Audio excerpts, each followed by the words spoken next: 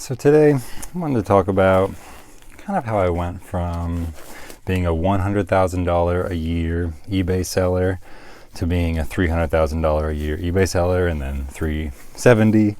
And this year I'm hoping to do around the same, around $1,000 a day, which ends up being around $365,000 for the year. And so, I just kind of wanted to talk about how I play the game of eBay. What's my strategy? What kind of game, what kind of genre of game I see eBay as, and then how I play it. And so it's a good reminder to stretch. I'll be trying to stretch a little bit as I talk. And I even have some notes I wrote down one time about how I play the game from my iPhone notes app, and I just printed it out because I'm using my phone to record this. So anyway, I just want to talk about how I play the game of eBay. So first of all, I just got to give some flowers to Technsports. Definitely my biggest influence. I'm part of the group and all that. You should definitely check them out. And that was so helpful in getting me to level 1 almost immediately, just understanding Technsports philosophy. And so that's level 1. And obviously Technsports has many, many levels, but his level 1 philosophy is so simple and could be condensed into literally a sentence. And it's just to list quality items. It's really just 3 words. It's barely even a sentence. You just got to list quality items. Maybe list quality items every day. We'll make it a complete sentence there. That's really all you have to do. So for me, that was just learning first to list 30 items a day, and then learning what quality items are, understanding both sell-through rate and getting higher priced items, or learning, like I've talked about in previous videos, how to lot items up, like these controllers right now. I'm just doing the same thing I was doing yesterday, continuing to tackle these tubs. I got 2 done yesterday, and I have 2 more tubs of third-party Xbox controllers here that I'm just processing and sorting by console. So anyway, this was part of my journey. Things like lotting up, waiting till I have enough of something to lot it up into a lot of 10 or 20 or 30, sell that on eBay and make more money per box, per shipment and all that. So if you really listen to what Technsports is talking about, a lot of it is just about consistency, but it's not about feeding the algorithm. There is no algorithm that they've put in arbitrary needs like listing every day. But if you list every day, you're going to have the most consistent sales, that's for sure. But all you need to do is to just list enough items over time. It's actually a lot like fitness. You don't need to eat vegetables every single meal or even every single day, but you do need to eat vegetables every single month. Like your overall intake needs to reflect something that you would be proud of. Otherwise, you're probably not going to be as healthy as you like, right? And so I just chose vegetables because I can't think of a single diet except extreme carnivore, extreme keto that's eat less vegetables. I think for the most part, having a good amount of healthy fiber. And anyway, we are getting way off track here. We're talking about level 1, listing quality items. That was so helpful from the Technsports group. Understanding that, I found my sweet spot is around 30 to 35 items a day that I sell at around $30 to $35 average sales price. Now that doesn't mean that every item is $30 to $35. I have items as low as $2 or $3.99 plus shipping. But those are just replenishables that I found take very little work for me, that I happen to buy or happen to come across. And so if I can just throw them into the bin where I have a lot of them and just up the inventory on my eBay, and that actually is worth just $3 plus maybe I'll make a little bit on the shipping too. But that is definitely my basement. And I try to be mindful of that. And if it is going to be that low of a price, especially under $10, it better be really easy to list in the sense for me of not listing. And I've already have it listed and I just need to up the quantity in my store. Excuse me. I need to give myself a little bit of a dab there and not in the Fortnite way.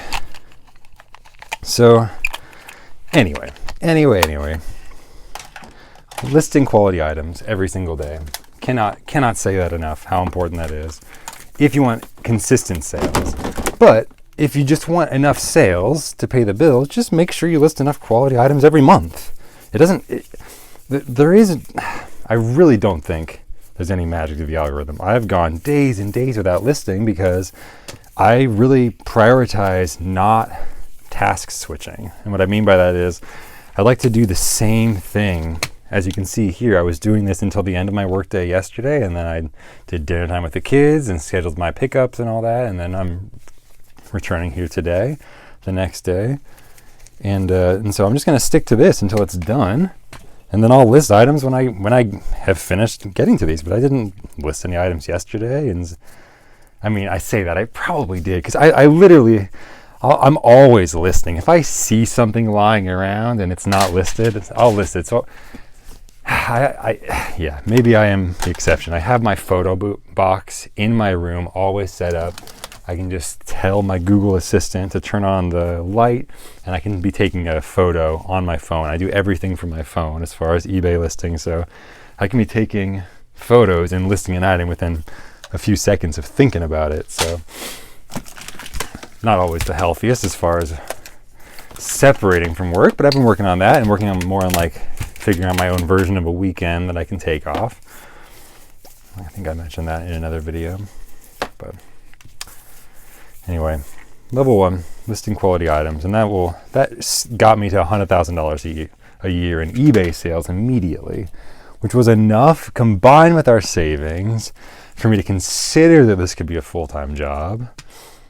But with, at that time, 2 kids and maybe 1 on the way, or 1 being considered to be on the way, I'm not exactly sure of the exact timeline there, $100,000 a year sales on eBay was not going to be enough. Even though our sales price, our COGS was fairly low. I was typically buying everything at the Goodwill bins, and you guys know that stuff is cheap. And I didn't have a death pile. I was listing everything I bought. But even at those kind of numbers, after you factor in gas and taxes, of course, we pay all of our taxes and stuff, it just wasn't enough to feel like there was an abundance. So that's when we had that talk, and my wife talked about $500 a day really being what we need to cover everything, and like a really ideal but not excessive version of life for us, I guess.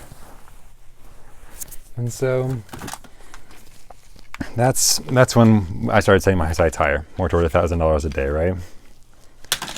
And so I want to talk about how I play this game of eBay. So eBay for me is a really fun game. I mean, it really is fun, and it brings me back to the first game that I bought growing up for our PC called Command and Conquer. I asked my parents if they'd buy it for me, and I'd pay them back when we got home. We were at Costco because I knew it would work because it said 486 compatible, and I knew we had a 486 computer. I knew enough about computers to know that, and it worked, and it was amazing. And Command & Conquer is a game that reminds me a lot of eBay in the sense that Command & Conquer is a real-time strategy game. What that means is everything's happening all at once. There's no turns, right? And so when the game starts, you have a small number of characters and they're running around. Maybe they're chopping down trees or mining ore and building buildings. And soon you're building soldiers and you're managing them. And then you have multiple cities and you're bouncing around, and enemies might be attacking one city. And it starts to look like a really complicated board game, but everything's happening all at once. And so you're rewarded for being able to manage multiple things at the same time, especially managing resources. Typically, these real-time strategy games, got my nitrile gloves, got out my twist ties, by the way. Typically, these real-time strategy games, you're managing resources, right? On the top of the screen, you're going to have wood, or you're going to have ore and metal, and then that will determine how many more soldiers you can build or how many more buildings you can build. And so, what am I talking about? I think in the game of eBay, I would say eBay is a real-time strategy game, and I would say that our 4 resources are this. I wrote them down. decision-making power, number 1, time, space, and physical health. And number 5 is money with an asterisk, and I'll explain why. That's because money, I think, is more of a level 1 problem. I think that once you get to level 2, needing to manage money to like buy inventory for tomorrow is not an issue. If you continue to list quality items, and the items that you're listing are quality in the sense both of sell-through rate, and and profit, I think that you're going to have enough money to buy each of those items that are selling today should pay for multiple items tomorrow. And for me, once I understood that concept of just list everything that you buy, don't have a death pile, because that's where your money's going to go. If that money is going into this pile of stuff that isn't paying the rent, in a sense, it's not turning back into money for your business. So if you have a death pile, just stop, deal with that, sell it in bulk, do what you need to do. Turn that back into money or something liquid or listings, but it needs to be paying the rent, right? Because that's where space comes in. Space is one of the 4 resources that I'm managing in my eBay store, in my life, really, as I'm thinking about it. Like, everything in your space needs to be paying for itself. Space is not free. I know that having had a commercial lease and dealing with triple net and all of that, it's horrible. I don't know if anyone's had a commercial lease before, everyone's had like a warehouse space or something like that, but triple net is basically just the landlord's way of passing on every single possible expense to you as the renter. And as an owner of commercial real estate, I'm sure it's awesome and it makes a lot of sense, but just understand how the system works. That rent price that you might see often has a huge amount added on to it in something in the form of triple net, which is like insurance for the building and utilities and everything else that they also have you pay for. Anyway, space is not free, but we'll get there.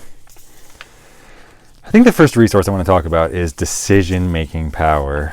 So in shorthand in our house, I often refer to this as choline, which is really, I should be saying acetylcholine, because I've just found that a lot of the smart drugs that are out there right now that claim to help out with this kind of thing, things like Alpha Brain come to mind, or other nootropics. Not all of them. I mean, nootropics are just a broad term for any drug, any pill or like drink that you might take that's supposed to increase your cognitive abilities in some way. Caffeine could even be considered a nootropic in some ways, though it's also a stimulant. Anyway, a lot of these nootropics target this system called the acetylcholine system in your brain. And acetylcholine is a lesser known neurotransmitter that floats around in your brain. A neurotransmitter right along there with dopamine and adrenaline and all of these other neurotransmitters that are probably a lot more common than people think about. But choline is the neurotransmitter that's most often associated with learning and memory. So, as you can imagine, a lot of these smart drugs target that acetylcholine transmitter. Some of the smart drugs will stop your brain from breaking down acetylcholine as quickly as it usually does. And so it's called an acetylcholine esterase inhibitor. And so it doesn't increase the amount of acetylcholine in your brain, but it allows each acetylcholine molecule to do more stuff before it gets chomped up by your body's own recycling mechanism. As a tangent, I guess, because I think we're going to be in here for a while. Again, I'm supposed to be stretching, so let me do that. And sorry for any mic noise there, but anyway, on a tangent, talking about how a lot of these smart drugs stop your body from breaking down acetylcholine, which is this learning and memory molecule in your brain. One of the other molecules in your brain you've probably heard of, dopamine, is highly targeted by another drug that you may have heard of called cocaine. And cocaine actually does a very similar thing in your brain, but in a very short-acting but very intense way, where it stops your body from breaking down the dopamine in your brain as quickly.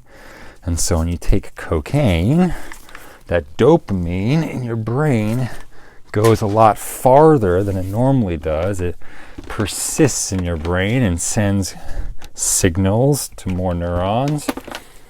And so you get more of an excited, rewarded feeling for whatever you happen to be doing in that moment for a very short period of time. But then eventually that drug goes out of your system quite quickly of this case. And then, unfortunately, your brain has also had just an explosion of dopamine and has already started to react. And what your brain always does with chemicals is it tries to overcompensate. And so it might reduce the number of, dopamine receptors or something to that effect, where if it is getting an overabundance of dopamine signals, it's going to pull back on that, which just causes that bounce back effect with so many drugs, pretty much all of them, where when you stop taking it, often you feel worse than when you started, definitely worse than when you were on it, because your brain has compensated. And often that is what withdrawal is feeling this effects of, your brain had been dependent on this exogenous, meaning external source of a chemical for a while, so it stopped making it itself.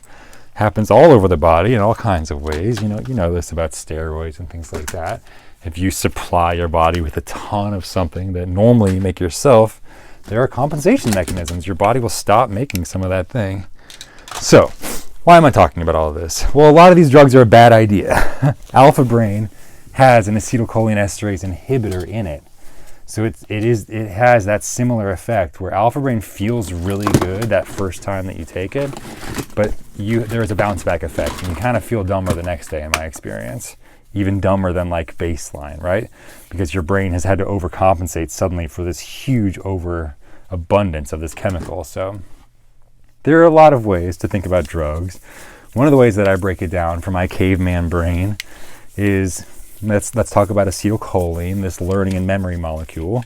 Because for me, honestly, this is the main determinant in how many decisions I can make in a day, is how well this part of my brain is working. I really think that this really is related to how many executive decisions I can make. That's why I'm harping on this so much. So, acetylcholine, right? Things like Alpha Brain have these acetylcholinesterase inhibitors. Huperzine A is one of them that does feel great in the moment, and it's actually might be fun to experiment with a drug like that, with one of these nootropics that has some of these fast-acting chemicals, to see if you like that feeling of having that system of your brain optimized. But I will tell you that I don't think that it's a good long-term strategy to take something like an acetylcholinesterase inhibitor, because there are these overcompensation effects where you start to become dependent on it, and then you start to need it to even feel normal, and it stops working like it normally does, and like you hear about so many drugs, right? So there are two ways to think about drugs for my caveman brain. There are drugs for me that I'll work on the back end and stop the breakdown of a chemical if you're trying to increase something, for example. Or there are drugs that can just supply your body with the building blocks. And then if your body has a need to make more, it will. But what I find is that those type of, we'll call them drugs, even though it's a very broad term, we'll say more supplements, right? The supplements that focus on just providing my body with what it needs to make acetylcholine tends to be a lot more gentle on my systems, because it's not causing this overcompensation effect. But if my body does need to generate more acetylcholine because maybe I'm having a more demanding day, or maybe my normal life just demands a certain amount of acetylcholine, like a certain amount of decisions need to be made every day, and that certainly is true when you own a business, right? So I need to make sure the system's optimized. So this is basically a very, very long-winded way of saying eat more eggs, especially the yolks. I'm a big fan of like nice, runny, soft egg yolks. I don't even think that's quite necessary, although the choline molecule is a little bit delicate, so I think it could be damaged by heat if you do overcook your egg yolks too much. But egg yolks are just so healthy for so many other reasons. They have so many chemicals in them, but they are an incredibly high source of choline, which your body can, as you can imagine, quite easily turn into acetylcholine if it wants to, but it's not going to cause a large spike that will then cause the down regulation of something else as a compensation mechanism. So eggs, another great source of choline is soy. So eat your soy. I think soy is underrated. It doesn't increase your estrogen. I think I'm not going to rant about that right now because I'm trying to talk about eBay over here. But I think soy is quite healthy for you, and I think there's a lot of studies that show that people in the Japanese culture do live quite long, have quite healthy, long lives. And it might not just be the seafood. I think it might also be the soy, and the soy is also quite good for you. And there's a lot of soy in the Japanese traditional diet. So anyway, soy, very good source of choline. Egg yolks, very good source of choline. So look into it.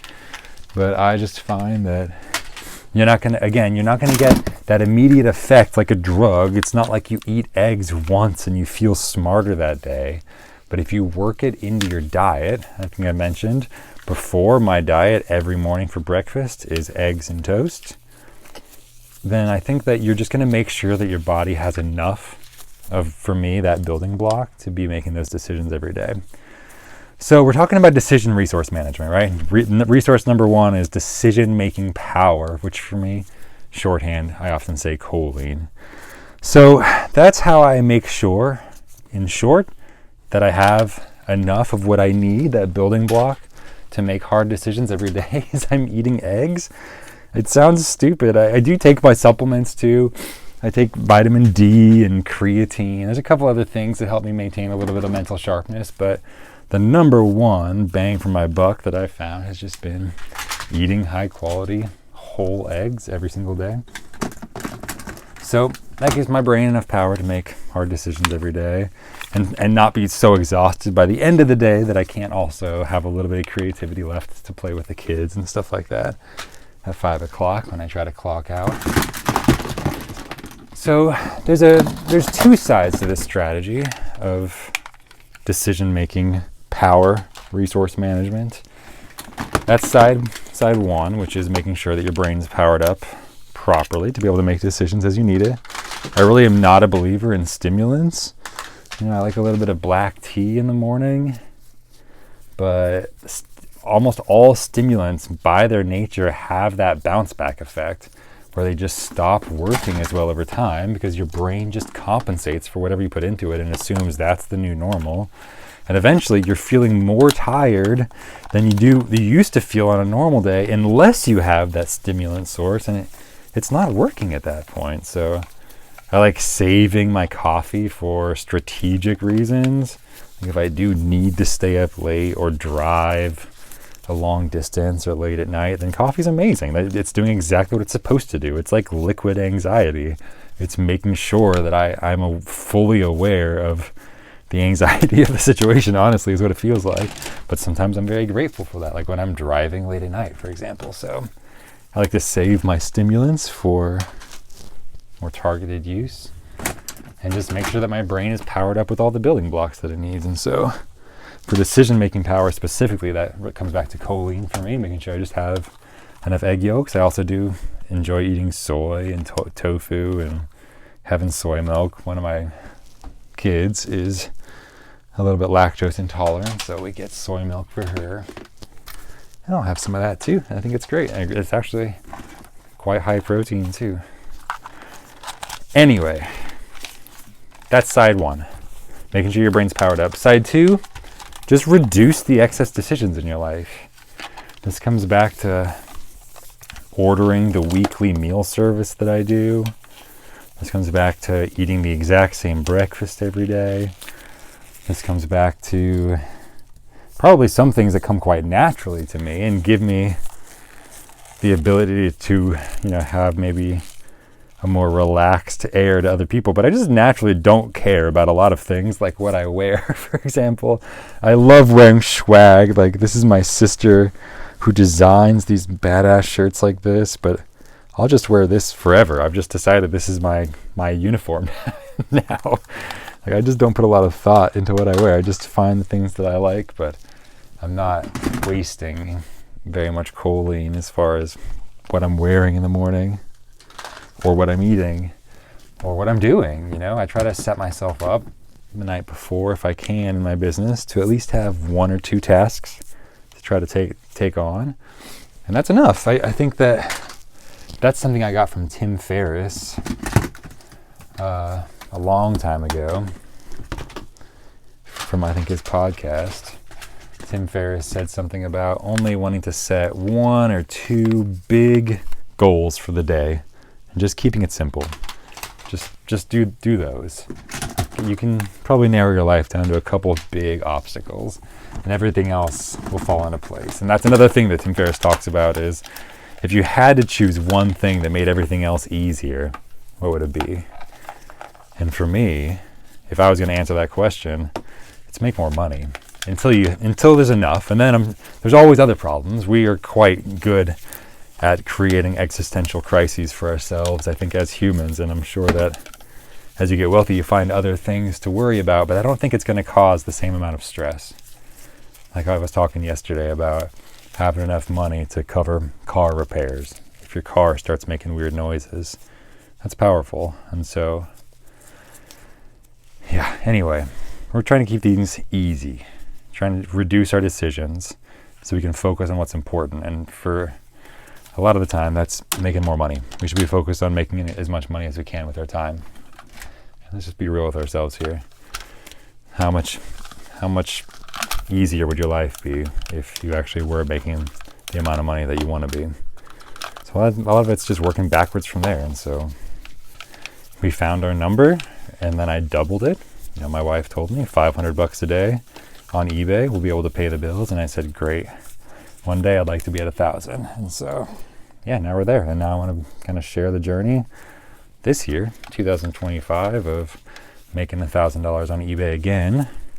That's what we're on track to do already, but we're going to do it more easily. And so I kind of want to share that journey of just kind of optimizing, kind of thinking, because I am still in the middle of it, of going from more of a $100,000 a year eBay seller to that next level. A lot of that is getting strategic. So that's why we're getting really, really deep here. That's why I'm talking about things like supplementation and health, because if you want to become the kind of person that can sell $1,000 a day, you got to think about it like that. Like maybe I'm already assuming the question here, but a lot of it is about becoming the kind of person that can sell $1,000 a day on eBay. And that's going to require some reflection, but all of us could use a little more optimization, a little more health. And so these are the things that have helped me. I'm going to share them. But yeah, like fitness, family life, all that balance is important, right? But for me, optimizing for my brain, I think I also am just a lower choline individual. A lot of individuals don't need choline supplementation, but for me, that just helped my brain stay focused. So that's what I take. Anyway, also reducing decisions. So that's how I tackle the first resource. Decision-making power. That's what we're talking about.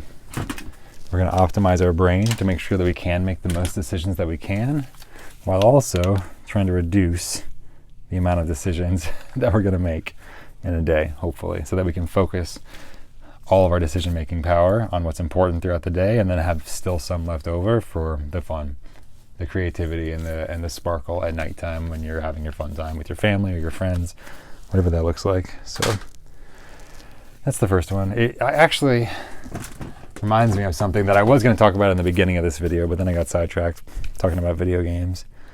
But one time my dad and I were standing over a grill where we often have a lot of our best conversations. This is a fun remote, by the way. This is a Batman-themed Xbox 360 remote, so I'm going to set that one aside to look at it later. One time my dad and I were talking, and he said something that has always stuck with me. He said a lot of wise things. I'm very lucky, but he said, I don't even remember the exact context, but it was in the context of talking about where we came from, and then what our personal dreams and goals are, kind of balancing that. And my dad said, true maturity is the ability to hold two opposing ideas in your brain at once. And so I've always thought about that in the sense of often two opposing ideas are both offering you something, and so often the mature choice to do is to take that middle path and to take the best from both. There often isn't a need to choose sides in the way that those sides are often incentivized to convince you that you need to, I guess, in a convoluted way of saying. Let me get more specific. What does holding two opposing ideas at once mean? Well, I was just talking about those opposing ideas with my brain. Like, I'm trying to both optimize my brain for the most amount of decisions that I can make possible in a sustainable way. I'm not trying to take stimulants or anything, but I'm also trying to make my life easier in any way that I can. That's a lot of my journeys this year. And so it seemed kind of opposing. I'm trying to make my life easy, but I'm trying to get ready for things to be really hard. But I think that is the mature choice. Make it easy, because if you're mature, that things are going to come up, things are going to happen, disasters, people get sick, family, so things are going to be harder than you think most of the time. And so I think you both need to get ready, but also to make it easy at the same time. And so those opposing ideas often are like, my parents are right or my parents are wrong. Because for all of us, it's both of those are true. But the immature choice is often just to choose one, either to just completely rebel from everything that your parents said and to say, no, I reject everything about you because you've hurt me or damaged me irreparably in some way, as so many parents do, unfortunately. But I mean, we're all flawed. I've made horrible mistakes as a parent already, and my kids are young still. Anyway, I haven't crossed any lines that I would consider too far, but yeah, we all make mistakes. If you're self-aware, I think you're constantly questioning yourself and asking, am I a good person? Often I find the people that are the best people are the ones that are asking that the most and are the most self-conscious, saying, am I a good person? Often those are the best people. So anyway, holding two opposing ideas, like my parents are right or my parents are wrong. It's like, it's both. It's yes, and it's both. It can be both. You can take some of these amazing lessons from your parents. I'm sure they were amazing in some ways to have created you as this person, and then to also acknowledge that all of us have major flaws, right? Like, yeah, of course we all do. So no need to choose. There's no need to choose sides. It can be both. And so, what are some other opposing ideas I wrote down here? In reselling, there's a big opposing idea that I think is incredibly strategically important. I'm just going to jump right to it. The opposing idea is that you know your item's value. That's why you bought it. We have this inventory of however many dozens or hundreds or thousands of items in our eBay store, right? You know your item's value, and at the same time, everything's on sale. Everything. I'll take an offer. Give me an offer, because I hate having things. The only thing that actually scales well as far as inventory is money. Money is just a number on my phone, and you can add another zero to it, and I don't have to worry about getting a bigger warehouse. No, I can let the bank worry about that. Like, all I want to do is turn this stuff into money so I can buy a few more things and then cash in and put a few more things in our savings account. That is my goal here. So yeah, anyway, just got a thumbs up on my comment on Bo Johnson's video on YouTube. I'm a big fan of Bo Johnson. Great. I love all his YouTube interviews with resellers on eBay. So awesome. Anyway, these are these opposing ideas. So another one. I love my work. I love working with eBay. But the opposing idea to that is I'm trying to do as little as possible to achieve my goals. Let me say that again. And I have a wife that tells me I am a workaholic. So I'm one of those. Like, I think I might be. I work a lot. But at the same time, I think the mature choice for me, as also a parent and a father, and And also a human who has goals. You can't forget that side. You got to make room in your life for the other things. Writing your book, going on that bike ride. I don't know. I'm just saying the things that I fantasize about, I guess. But like, there are other things that I think that 100-year-old version of yourself looking back in your life would be happy that you spent time doing, besides just working on eBay. But at the same time, making more money for a while until you make enough is one of the more important things you can do, right? Especially for stress levels, for relationships. I think that's the number one reason that relationships fail is money issues. So anyway, opposing ideas.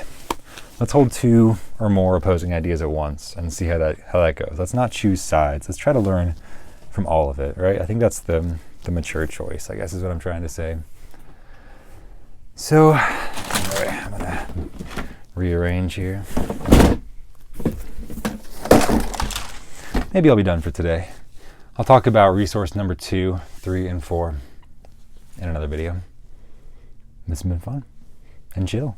Another chill, relaxed session working on eBay stuff. Hope you were able to get some work done too. Talk to you next time.